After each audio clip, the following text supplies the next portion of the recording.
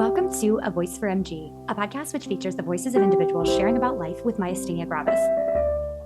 I'm your host for today's episode, Alisa Matei, and we're here today with Alisa and Jamie. Welcome. Hi. Thank you. Hi. So, to start off, I think we'll start with Jamie. Would you like to introduce yourself? What's your name? Where are you located? Of course. Hi. My name is Jamie Hale. I live in London in the UK. And I work partly in the non-profit sector, partly in the arts sector, and partly as a freelancer. So I keep myself very busy. It's lovely to meet you both. It's lovely to have you today sharing your story. Alisa, would you like to introduce yourself?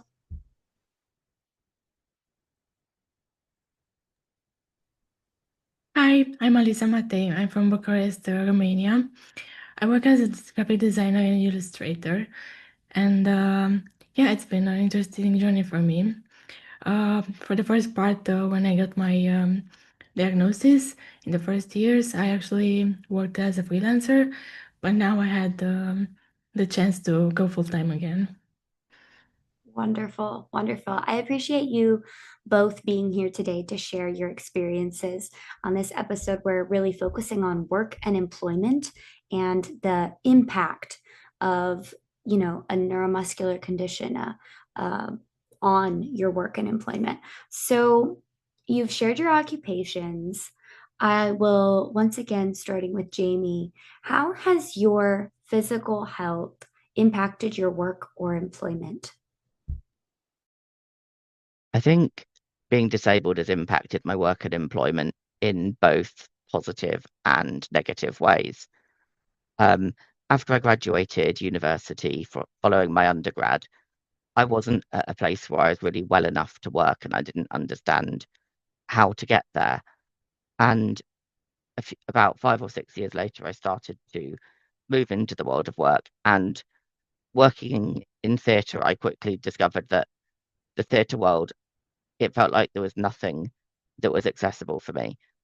And so I decided to set up an organization. And a big part of our purpose now is around creating work in the theatre world for disabled people and making theatre by and for disabled people. So I think in many ways, being disabled has actually opened up the doors for me to do that because I could see the need, understand the problem, and respond to it. And now we offer work to a couple of hundred people a year. So that's really been kind of positive and exciting.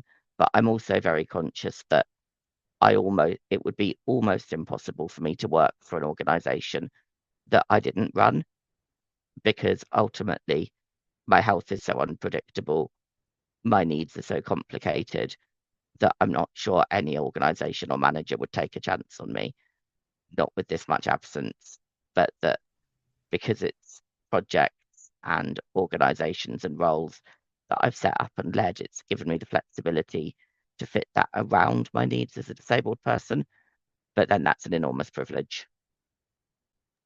Wow, I appreciate you sharing that, and it's so interesting to hear how well, it you could have been seen as something, very like it could have stopped you entirely. It actually led you on to different opportunities than maybe what you had imagined. So thank you so much for sharing that. Alisa, what about you? How has your MG impacted your work and employment? Well, MG has changed the structure and the pace of my work life.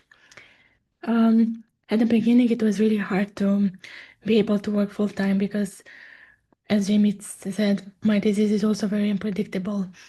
And because of that, I just couldn't be able to commute every day, to stay from 9 to 5 full days. So it was quite difficult. The only option for me at that time was freelancing, which worked well for a time because I had managed to find a few clients that were quite flexible with my schedule. But unfortunately, um, this is quite unpredictable as an income, at least in Romania.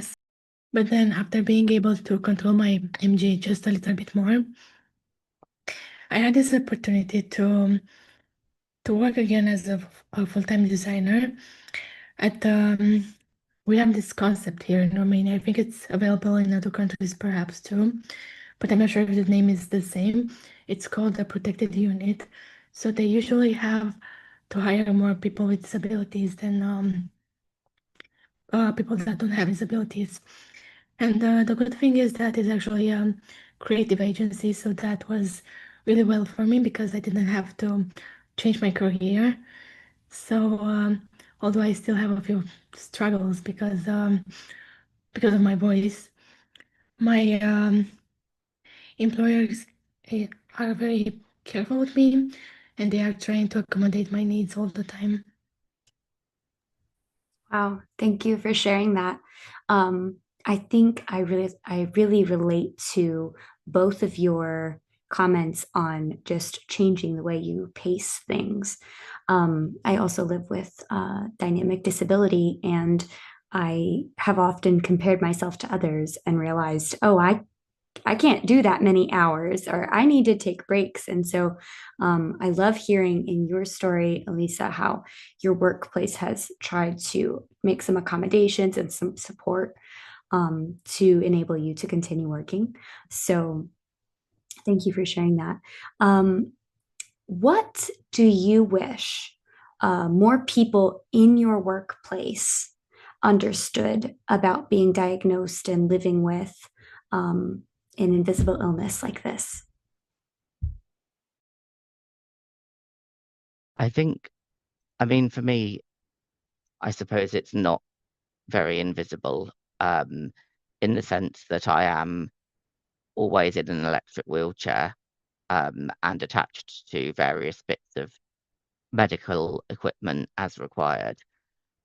Because I set up and run the workplace, and because all of our staff are disabled, there's definitely a level of understanding. But I'm also very much out of a team of, I think, seven, the only person, or certainly the person where it is most obvious immediately that I am disabled, and certainly the only person on the team living with impairments that limit in these ways, the only wheelchair user on the team, etc. And I think it can be difficult sometimes for colleagues to really understand the difference between being discriminated against inside the space and not being able to get into the space at all. And I think also difficult to explain what it's like to have this level of dependency on systems that if my carers don't turn up to work, then I won't be turning up to work. And that's not about me or my reliability or even my health, but about the kind of wider framework.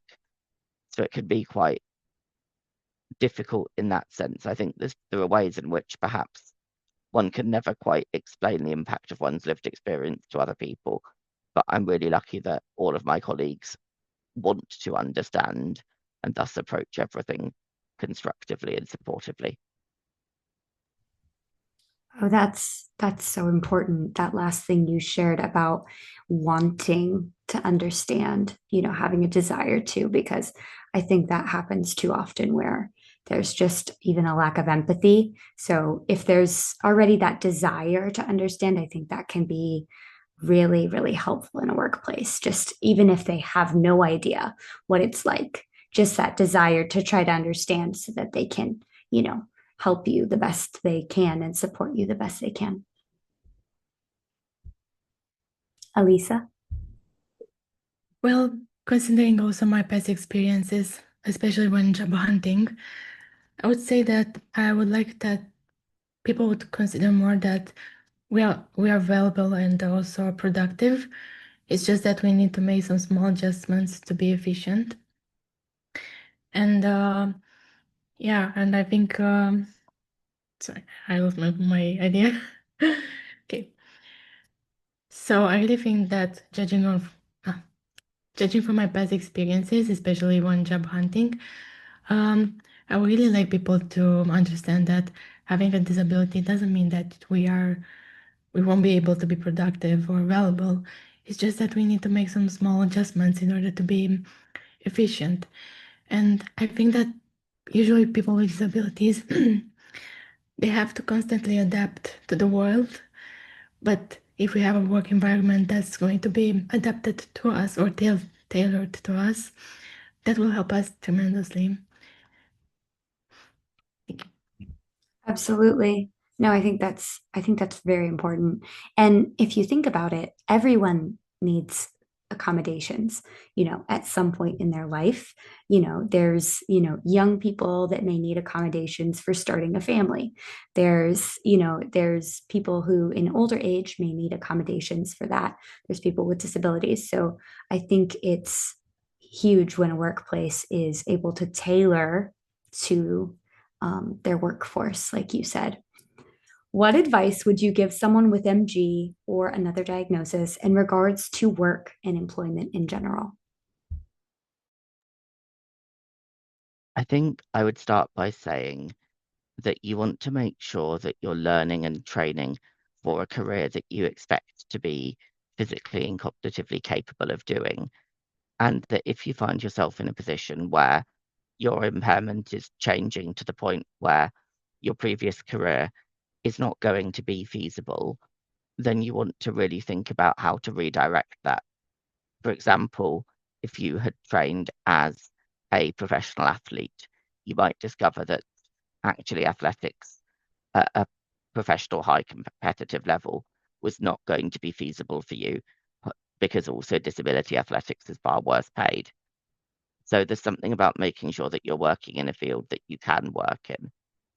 I think for me, one of the other pieces of advice would be very much that you either want to be at the top of somewhere small where you get to make the decisions about how you work as long as you're working effectively, or you want to be somewhere genuinely supportive where you know that your employer is going to work with you to meet your needs, or you want to be, and maybe this is more true in a UK environment than in others, but you want to be working for an organization that is big enough that it can't really say no to the adjustments you need. Um, in the UK, employers have to make reasonable adjustments to support disabled employees, but the level of adjustment that's reasonable depends on things like the size of an employer.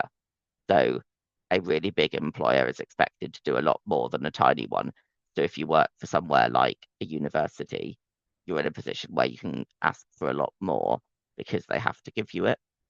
But I think it's about having either control over your environment or a deliberately supportive environment or an environment where the law is on your side, and combining that with working in a field and area that you know you can effectively work and excel in almost regardless of what happens in future with your impairment and progression or not.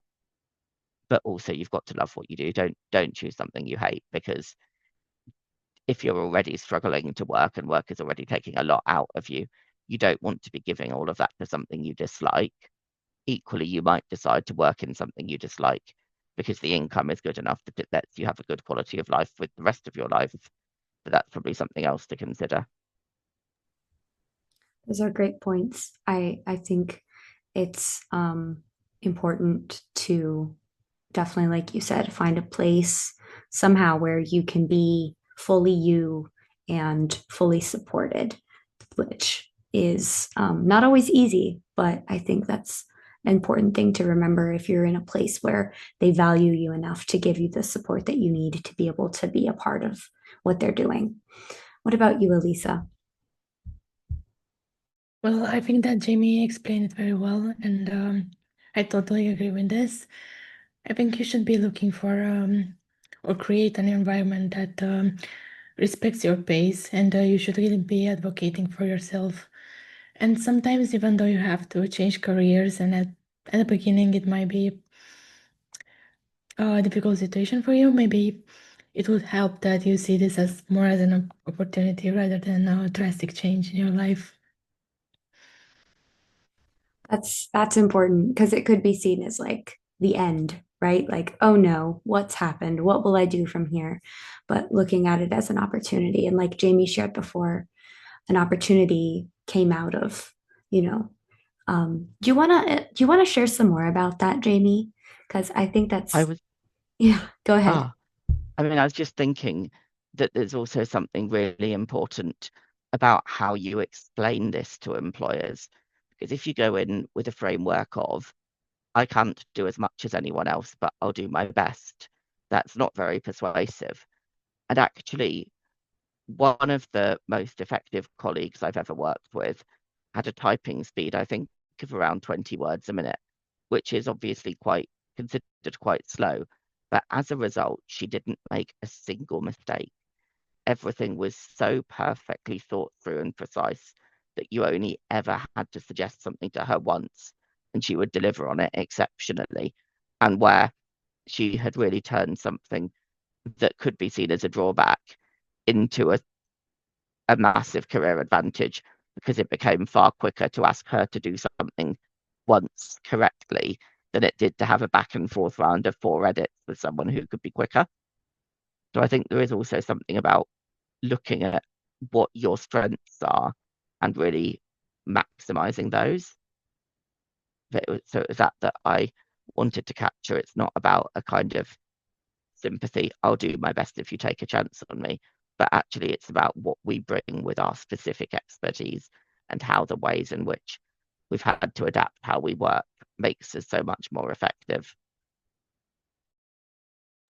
Absolutely. That's an amazing perspective. And I think it is something important to keep in mind. While the example you gave, she was typing more slowly and someone could see that as a disadvantage, it was actually one of her strengths, right? So taking I think it just takes a whole shift in perspective because I think our society and culture tend to see disabilities and illnesses as drawbacks.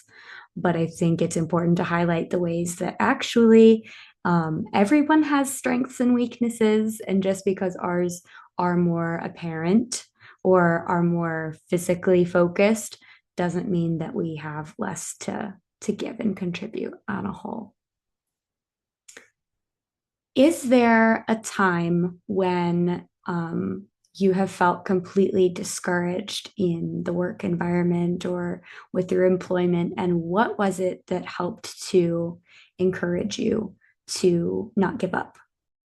I think the times I've felt discouraged have been about where I've really wanted to achieve or succeed in something, and an unavoidable illness crisis has made that absolutely impossible. I can only think of one immediate example, which was where I've been booked to deliver a freelance training project, and I was incredibly excited about it. It was also a huge financial contract for me at a time when I really needed it. And instead I had an adrenal crisis and was on fluids and not able to deliver a full day's training. And that made me reflect. It made me update my contracts to make it really clear that sometimes things could happen. But what I actually had to do was remind myself that that isn't necessarily related to being disabled, that it was for me, but actually someone could have been cycling over to give the training and gotten knocked off their bike by a bus and spent the day in A&E getting a broken arm cast, and they would have been just as unable to do it. That it wasn't about the liability of using someone disabled who was, of course, going to be unreliable. It was just that these things happen. So I just tried to kind of remind myself of that and also make sure that in the context of how I was communicating with the organization, that I wasn't letting them take the message that because I was disabled, this was somewhat inevitable. And that I was trying to frame it far more that when you work with a sole practitioner, there is a risk inevitably. And they were brilliant, but it still really upset me because it really shook my identity as someone who will work through literally any level of illness. And that's been harder for me to deal with, I think. Absolutely. Thank you for sharing that story. I like how your perspective shifted in that moment and you realized that things happen to humans, right? Like it could have been literally anything. I think that's a great thing to keep in mind. Do you have a time that you would like to share, Alisa?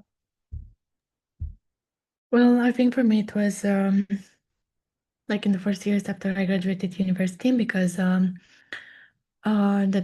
design community is quite dynamic, and I think that at times I was comparing a lot of my journey with the ones of my colleagues, and it was quite frustrating because they didn't have the same challenges as me. And I remember very clearly that when I finally found a client and I wanted to pitch to him, as Jamie said, sometimes those opportunities appear and you're really excited about them, and of course you really need them.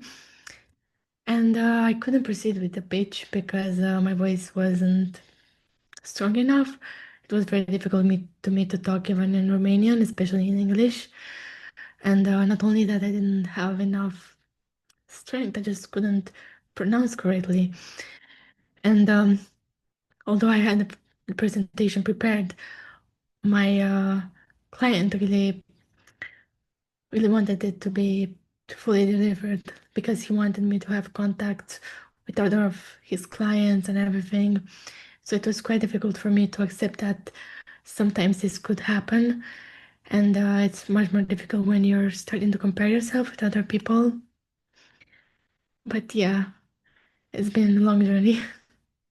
I can imagine. I can imagine.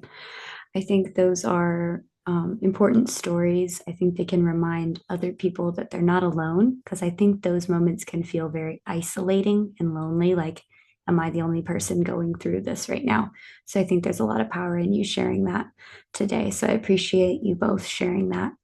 If you could have one wish concerning your MG diagnosis or disability, what would it be? I think for me, what I really wish is that society recognized the impact of disabling barriers on disabled people and on wider society more broadly, that it recognized the extent to which putting these barriers in our way makes our lives incredibly constrained and limited, that the barriers are unnecessary, that they represent a denial and breach fundamentally of our human rights and our right to exist in society as people, and that wider society misses out so much when such a huge community is partially or fully excluded from participating in it. I wish people understood that the barriers we face were actually created by people and could actually be removed by people, that it's a moral obligation to remove them, not just a nice favour for people. Because I just think that without really understanding the extent to which it can dehumanize you to constantly face these barriers and this exclusion, people aren't going to really have enough motivation to change it. Mm, mm. That is such a powerful message. I think that um, I couldn't have said it better, truly. Alisa, what would be your wish? Um, I really wish that MG wasn't as invisible as this, and that people would see more clearly the daily fights we have, um, how we manage to go through all of these challenges each day, and how resilient we are. Then, Thank you for sharing that. I absolutely could not have said that better myself. I love both of your wishes. I completely see myself in those as well, even though I have a different diagnosis. So thank you for sharing those today. Final question. What and who are you thankful for? That's a really difficult question. And the reason it's a difficult question is because as a disabled person, I often feel like I have to be very grateful for all of the extra work people do to make it possible for me to participate in something on an even playing field. But actually, I don't want to be grateful for that, because fundamentally, what they're doing is making up for a whole set of problems in society. It's not. it's not me that should be grateful in that situation. And I really struggle with the kind of societal assumption that I would be. I know that's not what this question is suggesting, but it was just a thought about the complexity of gratitude. I love that. I love that. But I will say I am really grateful for the people and organisations that saw something in me creatively and artistically when I had very little experience. My first proper job was in the writer's room for a Netflix show. I put on a show at the Barbican when I'd never done more than read some poems on stage before. So there were these times when big institutions and people in them really took risks and invested in me in a way that I am grateful for, because they went above and beyond. And it wasn't just about creating that level playing field. It was about seeing what would happen. And it's that I really appreciate.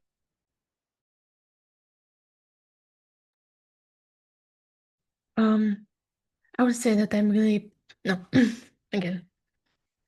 I am really grateful for all of my friends and my family that have supported me through all these years. And I'm really glad that we have such a strong community in the EuMGA community that has been a very great source for me of support and understanding. But I'm going to say this too. I'm really thankful for me because I have managed to go through all of this after so many years, after so many difficult and so much suffering. And I don't know, I'm really thankful that I could do this. Of course, with the help of other people, but I really want to have this moment of thanking myself, although it might appear a bit selfish, but this is the truth. I do not see it as selfish at all. I love that. I think we could all actually take a moment to feel gratitude to ourselves for being here today. Thank you both for sharing your stories today. Thank you for listening to A Voice for MG, a podcast brought to you by EuMGA, European Myasthenia Gravis Association. To learn more about the organization and this podcast, and to see how you can support, please visit eumga.eu today. A huge thank you to all of our supporters, members, collaborators, and sponsors. And a heartfelt thank you to Alisa and Jamie for lending their voices to today's episode.